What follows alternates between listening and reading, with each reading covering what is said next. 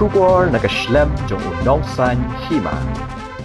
Kaseng United Democratic Party na Saipung kala Khylliap Lama no na Saipung hadian bekinong yalam bekinong kitkam jongka kila Pynīasoh yala di Shaka National People's Party. Ya gini ginong yalam lapdiang buram yaki dah san su tengah Saipung Bloc National People's Party hak jing yalang kabala peniat de kokong Santa Mary Shella kabalong ke Presiden Jong Kaseng NPP san su tengah Saipung Bloc bat hak juk kapor kabalong ke Kertong na kani ke konstituensi hak jing yalang kabala long hasnong su tengah. Ginong yalam jong UDP Saipung giba Pynīasoh sa NPP hapok ke jing yalam jong zo siama tiang lai uba julong teng Kertong MDC na Saipung konstituensi haus nem arajar kat kendai kilong Presiden ki kung Liana Darnay, Vice President Tianga Nampui, General Secretary Sangpuya Nampui, but Assistant Secretary Lal Rama Nampui, ki advisor bakentop yu Reverend Nei Chonga Nampui, HW Fowler Darnay, Elder Long Chonga Nampui, Elder Lalrem Zoma Nampui, but Ngai Liana Tiate.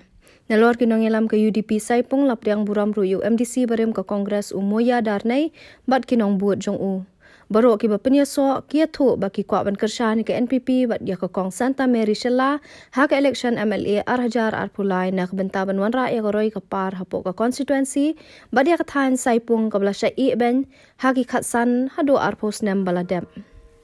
Tiap kelama yang ka Saipung Circle UDP ini ke por ngapur Presiden Makulian ada nego sang puya ada nego wani dia tuan. Inti yang pusang puya lebu kemudian kau selang UDP Saipung Circle su ayom khai no ani kay mani ruan nuan su flag hi septa kaniliti entirna kinin lang rangani.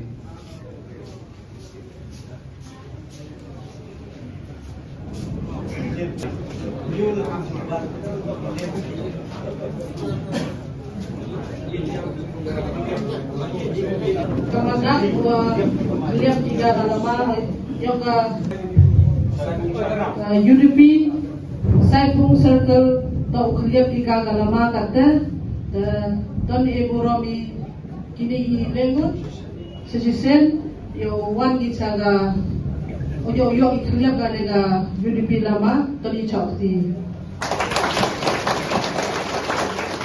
Today I am so glad that by God's grace we are all together under Saipung 5 Sutenga Saipung constituency. Through NPP we all gather here, and I am also, as you know that as our chairman, our honorable president has announced that we are from Congress party. So today we will be together to fight for the people and fight for the rights for the people.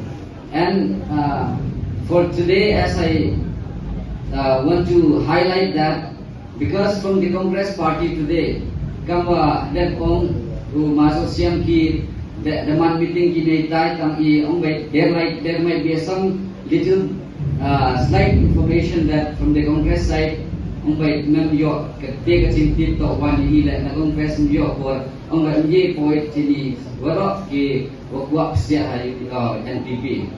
And also, since 2014, our country has been plagued by divisive forces. TMC is in Meghalaya with the mission to empower the people, uphold the ethnic cultures and traditions, celebrate the sacred land. To oust the proxy BJP government from Meghalaya, be the change, support TMC by calling on 96877 96877.